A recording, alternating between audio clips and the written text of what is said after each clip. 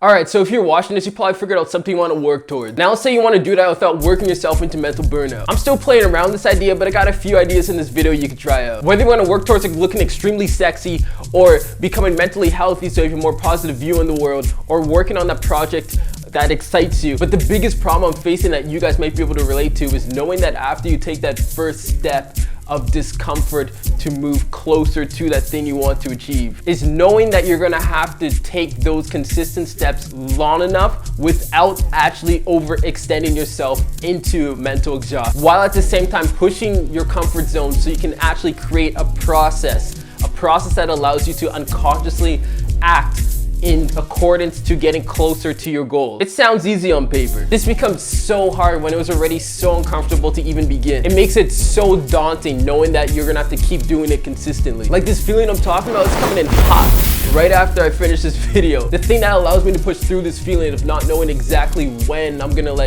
get to a certain result, or sort of like in my case, if I want to recreate a video sort of at the same quality as the last one, is a philosophy I've recently picked up that I call the philosophy of one. And why I want to talk about the systems and process that goes into this philosophy of one is because you don't want to get somewhere once through either brute force or just complete luck. This is why most people who win the lottery lose their money once they receive it, because they don't have a system in place to actually maintain that type of wealth. Whereas someone who had to build up to that level of wealth, they got to where they want to be and figure out how to maintain it along the way. Once you get there, it's about finding a sustainable process that can allow you to repeat those actions that got you to reap that result in the first place. And the result not being some sort of end goal that's sort of based on a lot of external factors, I don't know, winning the lottery. This becomes tough because now you're gonna become aware of what you're doing, so you can then consciously keep up the maintenance for these actions. Because the number one thing I guarantee that's fucking you up is all the unconscious actions we don't even know we're taking. Unless we are fortunate enough to be born with a healthy narrative on our head, that motherfucker has to jump on us. It's got the lock on all the emotions and memories you forgot were even there. That's who you're up against. Your greatest contenders are things inside of you don't even know that are there. That's what makes it so fucking hard, man. Because getting over that dawn feeling, getting started, isn't a matter of just doing it. It's a matter of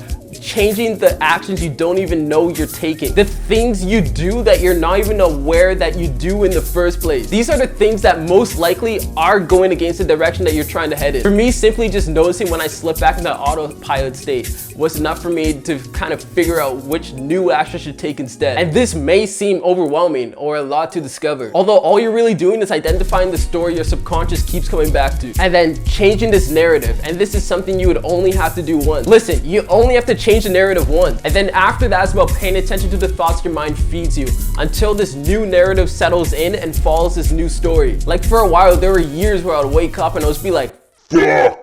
But for years, I never even thought to ask why. And it was hard for me to figure out how to challenge this. But as you continue to get started to overcome this, you realize your progress doesn't have to be perfect. Because at the end of the day, you just have to get there, then figure out a way to maintain it until it becomes natural. If you can move just the slightest bit as often as possible, over time you will get better. When starting seems so pointless, you have to remember you don't have to begin where you're functioning at the highest level possible. If you want to work on your project or build something new and you haven't taken the time to get acclimatized to this new shift, you will burn out. If you want to be an author, you don't have to start at the rate that Stephen King writes his books, especially if it's just your first one. You can start producing at your own pace till you get there. I think there's this common misconception where when you want to start creating, there's this set rate that you have to follow if you want to reap certain results. So you assume when you start something new, because you see other people already making $10,000 a month doing the thing, that you're gonna have to do it in under a year or some shit like that. So you keep putting off your project until you're ready to deliver at that rate. But you're never gonna be able to deliver that often until you identify where you personally should start and what story is running inside your mind that is holding you back. This probably isn't healthy, so take this with a grain of salt, but it took me to get to a point where the pain of where I was at was less painful than the pain that progress would have required of me. That was when I was able to start breaching that threshold. The illusion and narrative inside my head created that starting to seem so pointless because it was so far away. But you can't go lower than rock bottom, which is what was pushing me to move. Not starting actually became more painful because I was made so painfully aware of how much I dislike my mentality in the current situation that I was in. And it's not like you're making the decision to become a totally different person. The way I kind of see it now is that you're unlocking parts inside of you that you didn't even know were there and that were sealed away this entire time. Which is why when you start to do these moves, when you start going to the gym consistently or start working on your project consistently, that's when imposter syndrome kicks in. You're not used to seeing this side of yourself, but it's you. That's literally always been you. And this is something that's gonna require a fuck ton of time, and for a while it's gonna seem like you're not even getting closer. Although your progress isn't equal to the time that has passed, but on the amount of information that you're able to gather from each of your attempts to make the next attempt a little bit better than the last. And sometimes they might even be worse. It's not like this, it's more like that, I don't know, like a little roller coaster. Peaks and valleys, baby. We don't have to put that unnecessary pressure on ourselves, especially when we just simply haven't found the right information to take action on yet. And if you can try to remember that it only takes finding that missing piece of information once, it's then a matter of you putting in the consistent effort until it starts to snowball from there. It took one cryptocurrency for me to pay off my debt, fix me car, and get me set up with everything that like I'll probably need for my career. One written post that created a whole new source of income for me. And if you want to go even deeper than that, it all came down to find the proper information for me to develop the one skill to allow me to do those things over and over again. The very thing that allowed me to make the right calls on all of those things. The solution we're looking for, the one whose existence that we don't even know exists.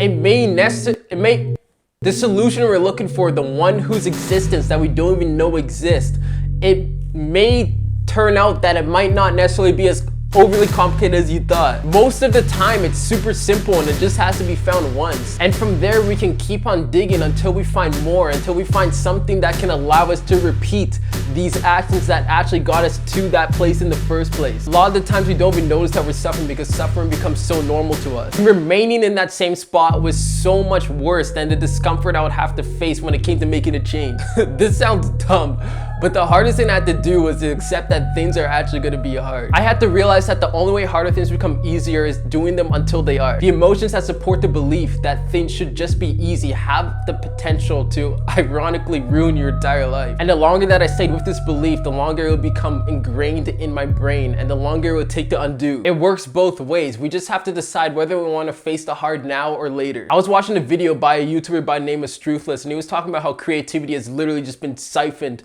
by the need to appease the algorithm on like all of these platforms. So there's less art and sort of just like more content. Content that isn't even stimulating anymore because it's made for the algorithm, not for the human being that's actually behind the screen. And to keep up and to be shown to as many people as possible, a lot of creators feel this pressure to create content daily or even like weekly. But all that does is just force newer creators to create at a pace that they're not ready to even create yet. So you scroll your feed and you just get a lot of the same thing. But to create anything, we shouldn't start worrying about that. I found I'm not even at the stage to worry about that yet. What you need to worry about is getting to the stage where you can deliver the type of stuff that you want to create at that frequency first, which is going to take time and temporary bouts of inconsistency until you figure out your pace and your style and how you do it. For you to do something at the level that someone took years building the mental and emotional space to face these painful emotions that make you feel as if after everything that you do, you're still gonna be starting from zero. It's gonna take some time and space to figure that out. That's why it's so daunting to do the next day. I need some more water. You get over your emotional roadblock through finding your pace and not emulating the pace of others who have been doing it way fucking longer than you. As you get better, you can start to pick up the pace. Instead of writing, let's say once a month,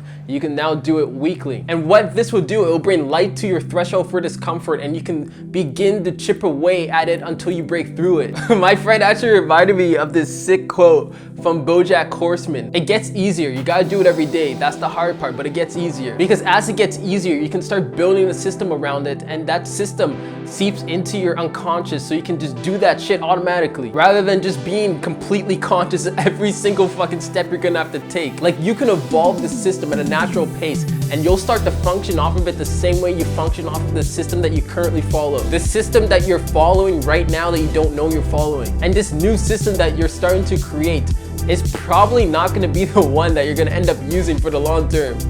I just spat when I said that. And even though this first system is gonna become obsolete, I still like to view the system as sort of like the benchmark to realize that it's actually possible to do this thing. We don't rise to the level of our goals. We fall to the systems we follow, whether we're aware of them or not. One new skill developed or one new thing that you observe can deadass change your life. It starts with discovering that one thing, identifying what information that is in your search. And it's like, how the fuck am I gonna find this thing when there's so many things to discover? Although that one thing isn't specific across the board. The one thing we're gonna have to find is gonna be completely different to someone else's one thing, even if that other person is going after the same sort of like goal or like result that you're looking for too. It's when we start to think that that one thing doesn't exist that we start to get cozy. And this feeling of not knowing how to continue to look for this one thing bombards you with the pain of not being where you want to be. And you suddenly start having those thoughts that you're thinking you're not capable of rising to it. I'm sure we all know this place very well, rock bottom. And these triggers hit you in certain moments of your life. I had 2 of these triggers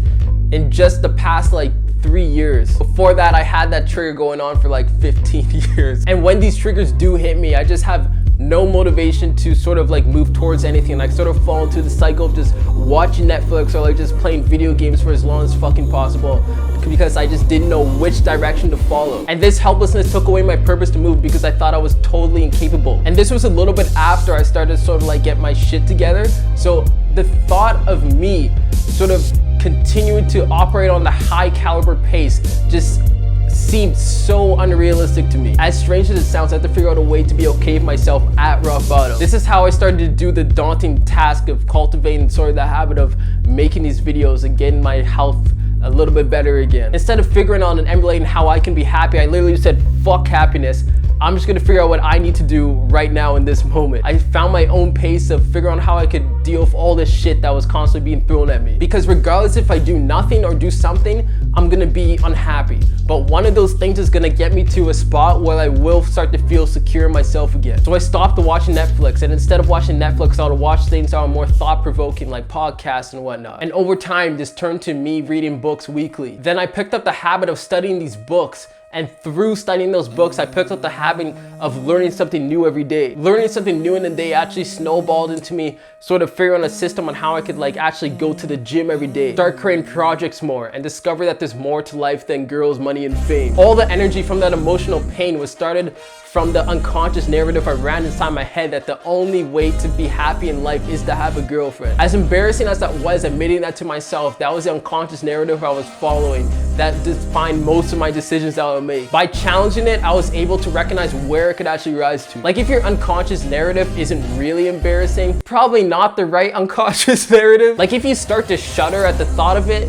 you're probably on the right track. And the thought of that challenge of discovery is still difficult. And I feel one step closer to discovering that missing piece of information and feel more and more aligned with my goals every single day. And to realize this, it took me turning off Netflix, cutting out drinking and partying a little, and to cut out going on dates for a bit. The very things that I thought were everything to life. So I can then create the space to reallocate my energy to discover something more. And that's the end of the video. I forgot to tell you guys to sign up for my mailing list in the first link in the description down below for more insights and ideas that work for me and might work for you. But hey, maybe I'll remember in next video. Anyways, thank you so much for watching. I'll see you next time. I had a dream I could buy my way to heaven. When I woke, I split that on a necklace. I told God I'll be back in a second. Man, it's so hard not to act reckless.